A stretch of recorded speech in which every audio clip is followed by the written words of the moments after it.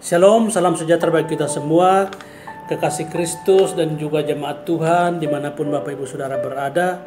Senang sekali kita berjumpa kembali melalui renungan ini, dan doa saya kiranya Bapak Ibu Saudara mendengarkan renungan ini dalam keadaan yang sehat, dalam keadaan yang baik, dan diberkati oleh Tuhan. Renungan firman Tuhan pada hari ini saya ambil dalam kitab Filipi pasal yang pertama, ayat yang ke-20 sampai 24. Demikian bunyi firman Tuhan. Sebab yang sangat kurindukan dan kuharapkan ialah bahwa aku dalam segala hal tidak akan beroleh malu, melainkan seperti sedia kala. Demikian pun sekarang Kristus dengan nyata dimuliakan dalam tubuhku, baik oleh hidupku maupun oleh matiku. Karena bagiku hidup adalah Kristus dan mati adalah keuntungan. Tetapi jika aku harus hidup di dunia ini, itu berarti bagiku bekerja memberi buah. Jadi mana yang harus kupilih? Aku tidak tahu. Aku didesak oleh dua pihak. Aku ingin pergi dan diam bersama-sama dengan Kristus. Itu memang jauh lebih baik. Tetapi lebih perlu untuk tinggal di dunia ini karena kamu. Kekasih Tuhan, dimanapun Bapak Ibu Saudara berada, topik renungan firman Tuhan hari ini adalah hidup adalah Kristus dan mati adalah keuntungan. Firman Tuhan yang sudah saya bacakan tadi ditulis oleh Rasul Paulus, ditujukan kepada jemaat Tuhan yang ada di kota Filipi. Saat itu jemaat Tuhan di Filipi sedang on fire, sedang begitu bersukacita karena mereka melihat pertobatan jiwa-jiwa, Injil terus dikabarkan. Tetapi sayangnya, dalam situasi yang sama, Paulus ada di kota Roma, sedang dalam penjara. Paulus sedang menunggu hukuman apa yang dia terima. Apakah dijatuhi hukuman mati atau diizinkan untuk tetap hidup? Bapak Ibu Saudara bisa bayangkan bagaimana perasaan seseorang atau seorang tahanan yang sedang menunggu hukuman apa yang dia terima. Apalagi pilihannya adalah hukuman mati atau diizinkan tetap hidup. Saya yakin dan percaya orang seperti itu akan hidup dalam kecemasan dan juga gelisah. Mungkin seperti itu juga perasaan Paulus. Tetapi dari tulisan Rasul Paulus, tidak pernah kita kenal Paulus begitu takut dan panik. Malah Paulus berkata, saya pun tidak tahu mau milih yang mana, antara hidup dan mati. Dua-duanya bagus, dua-duanya punya tujuan. Dan Paulus katakan, kalaupun saya mati, selesailah tugas saya di muka bumi ini, dan saya akan berjumpa, hidup bersama-sama dengan Tuhanku. Tapi kalaupun saya tetap hidup, saya ingin bekerja lebih giat lagi di antara kamu. Ingin melihat buah-buah pelayanan, buah-buah pertobatan di antara kamu. Mana yang aku pilih? Aku tidak tahu, kata Paulus.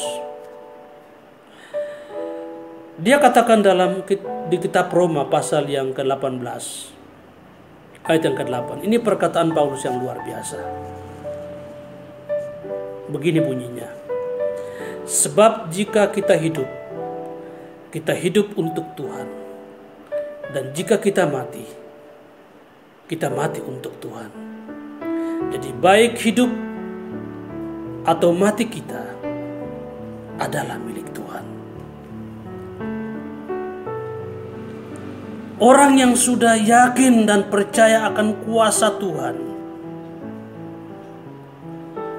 akan berkata, baik hidup atau mati kita adalah milik Tuhan.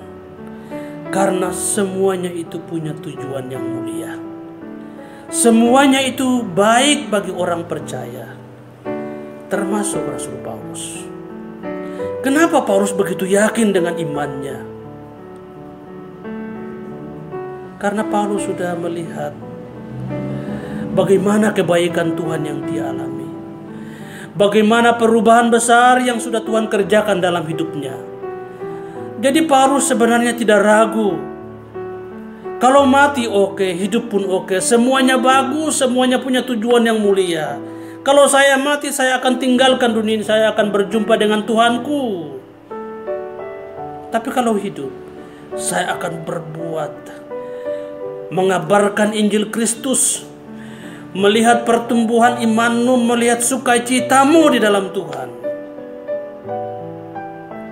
Dan secara tersirat dalam tulisan ini, Paulus sebenarnya lebih memilih untuk hidup jika Tuhan izinkan. Dalam ayat yang ke-24, Paulus katakan, tetapi lebih perlu untuk tinggal di dunia ini karena kamu. Paulus sangat mencintai jemaat di Filipi. Paulus sangat mencintai orang-orang percaya.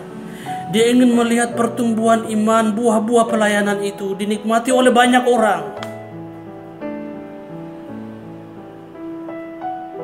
Tapi kalau memang hukumannya itu dia terima, dan hukuman mati, tidak masalah juga buat dia, karena semuanya itu baik.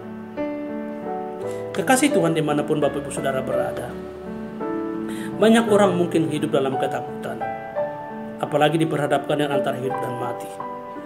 Tapi bagi orang-orang yang sudah mengecap segala kebaikan dan kemurahan Tuhan, sudah mengenal betul karya Tuhan dalam hidupnya, sudah menerima perubahan yang besar dalam hidupnya, dia tidak perlu takut yang berlebihan soal mati dan hidup. Karena menurut Rasul Paulus, kalau dia mati, dia akan berjumpa dengan Tuhan. Ada tujuannya, meskipun tujuannya sangat pribadi, antara dia dengan Tuhannya. Dan kalau diizinkan untuk tetap hidup, mungkin tujuannya itu lebih umum. Dia ingin menjadi berkat bagi banyak orang. Dia ingin lebih giat lagi melayani, melihat pertumbuhan iman yang besar bagi orang Filipi, dan juga bagi daerah di mana dia melayani. Ketika kita sudah menyadari bahwa Tuhan sudah melakukan perkara-perkara besar dalam hidup kita, sudah menerima penebusan atas segala dosa dan pelanggaran kita, sudah menerima pengampunan yang besar dari Tuhan Yesus Kristus, sudah hidup sungguh-sungguh takut akan Tuhan, maka soal memilih antara hidup dan mati bukan perkara sulit bagi orang-orang percaya, karena semuanya punya tujuan yang mulia. Tapi kalau Tuhan izinkan Bapak Ibu Saudara kita semua masih hidup dan bernafas di muka bumi ini, itu berarti kita ingin berdampak bagi orang lain. Ada hal-hal yang Tuhan kerjakan melalui kehidupan kita, seperti Paulus. Paulus ingin bekerja lebih lagi, lebih giat melayani lagi, melihat pertumbuhan iman di antara jemaat di Filipi dan juga jemaat Tuhan lainnya. Bagaimana dengan Bapak Ibu Saudara kita semua yang mendengarkan renungan ini? Pesan firman Tuhan ini, jangan pernah takut menghadapi dua pilihan ini, antara hidup dan mati. Jika kita sudah benar-benar yakin dengan segenap hati bahwa hidup kita benar-benar dijamin oleh Tuhan, mati terserah Tuhan, hidup pun terserah Tuhan. Kita berserah sepenuh kepada Tuhan. Tuhan Yesus Kristus memberkati kita semua. Shalom.